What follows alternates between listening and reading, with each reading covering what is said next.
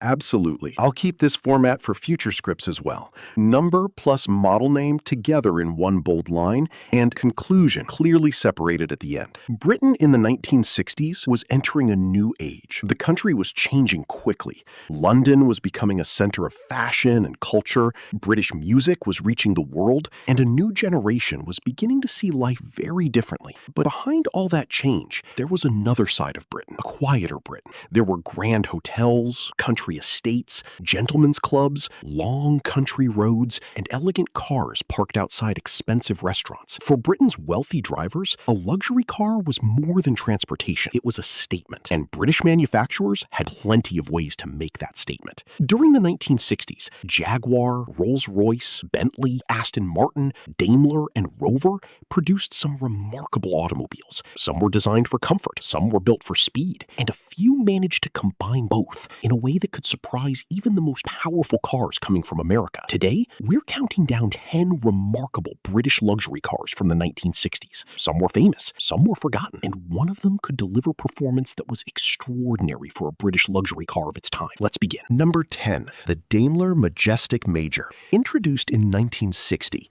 the Daimler Majestic Major was a very unusual British luxury saloon.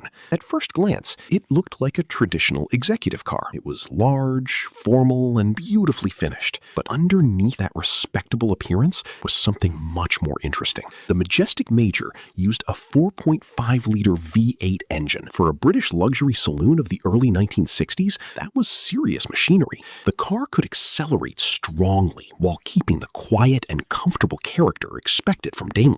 Inside, owners found leather, wood, thick carpeting, and a cabin designed for long journeys. That combination made the Majestic Major special. It looked conservative, but it had considerably more performance than its appearance suggested. It was the kind of car that could quietly surprise someone at a traffic light. Number 9, the Rover P5. The Rover P5 was already established when the 1960s began, but it remained one of Britain's most respected luxury cars throughout the decade. Its styling was formal and restrained. The upright body, long bonnet, and elegant grille gave it the appearance of a car built for important people, and that reputation was not accidental. The P5 became associated with businessmen, politicians, government officials, and senior executives. It was comfortable without being extravagant. Inside, there was leather, wood, and plenty of space. Later versions received more powerful engines, and the famous P5B eventually gained Rover's 3.5-liter V8. That transformed the character of the car. Suddenly, the quiet executive saloon had a much stronger heartbeat. The P5 proved that luxury did not always have to be flashy. Sometimes, the most impressive car was the one that barely needed to attract attention. Number 8, the Bentley S3. By the early 1960s, Bentley was still carrying a reputation built around traditional British craftsmanship. The Bentley S3 arrived in 1962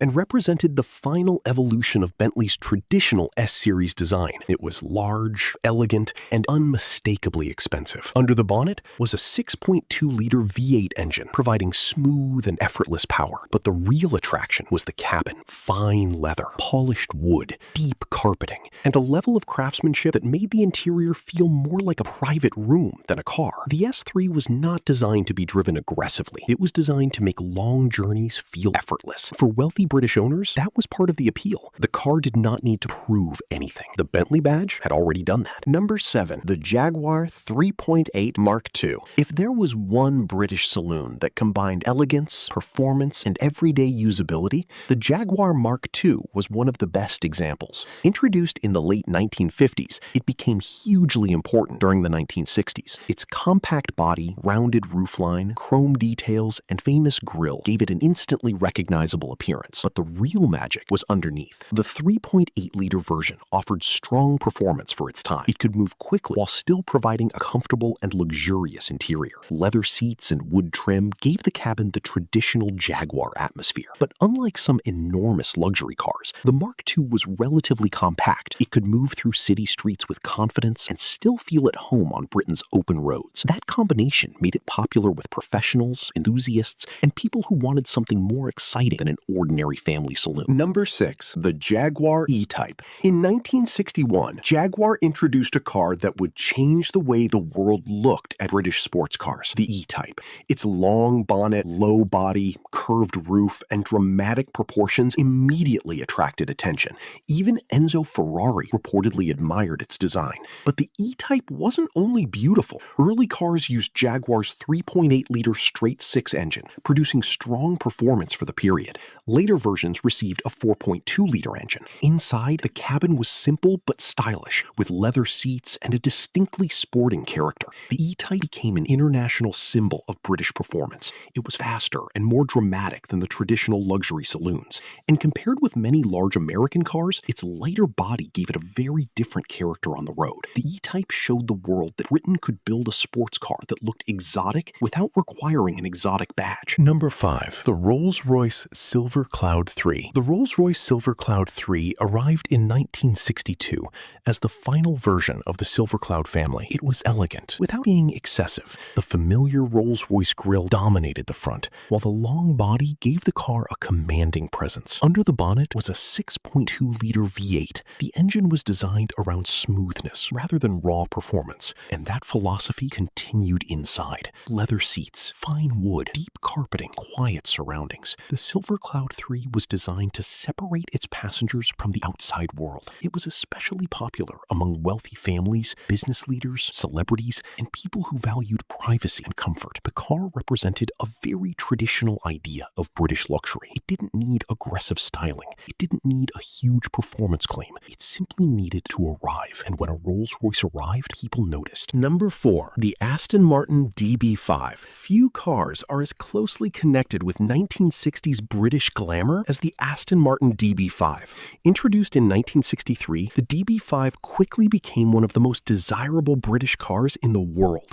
Its elegant body was designed by Carrozzeria Touring, giving it smooth lines and beautiful proportions. Under the bonnet was a 4.0-liter straight-six engine. The DB5 offered strong performance while maintaining the refinement expected from Aston Martin. Inside, the cabin was beautifully finished with leather, wood, and carefully designed controls. Then came another important moment. The DB5 appeared as James Bond's car in the 1964 film Goldfinger. Suddenly, it wasn't simply an expensive British sports car. It became an icon. The DB5 represented everything people imagined about glamorous Britain in the 1960s. Fast roads, luxury hotels, tailored suits, and a beautiful car waiting outside. It was the perfect combination of performance and sophistication. Number 3. The Jaguar 3.8 E-Type Roadster. While the E-Type was already famous, the open-top version created an entirely different experience. The Roadster gave drivers the chance to experience the car with the sky above them and the sound of the engine much closer. Its long bonnet seemed to stretch toward the horizon. The low seating position made the road feel faster,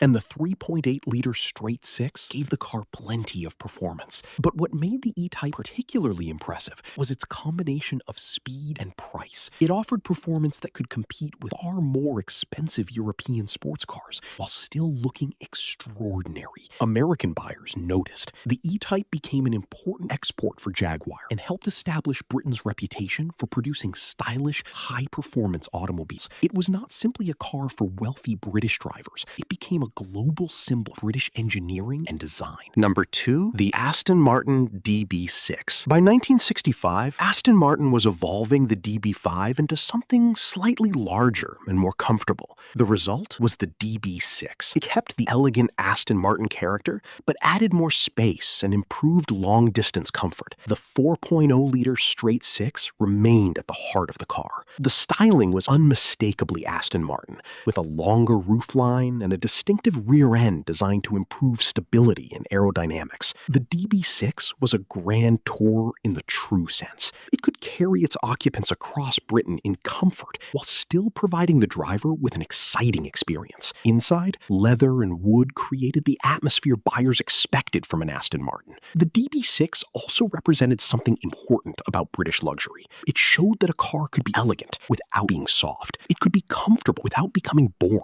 And it could be powerful without losing its manners. But there was still one car left. A car that combined British luxury, remarkable performance, and one of the most impressive impressive engines of the decade. Number 1. The Aston Martin DB6 Vantage. The Aston Martin DB6 was already special, but the Vantage version took the idea much further. Introduced during the 1960s, the DB6 Vantage was developed for drivers who wanted more performance from their luxury Grand Tour. Its 4.0-liter straight-six engine received upgrades that increased power and improved the car's response. The result was a machine capable of genuinely impressive performance. And that was the remarkable thing about the DB6 Vantage. It didn't look like a traditional muscle car. It didn't have the enormous body of a large American performance machine. It remained elegant. It remained sophisticated. But underneath that beautiful British body was a serious performance car. The Vantage could accelerate strongly and cruise at high speed while surrounding its occupants with leather, wood, and traditional Aston Martin craftsmanship. This was the British approach to performance. Less about brute force, more about balance. Instead of building the biggest engine possible, Aston Martin created a car that combined power with a lighter, more refined character. And that is why the DB6 Vantage remains so... The 1960s were a fascinating time for Britain. The country was changing culturally, economically, and socially, but its car manufacturers were changing too.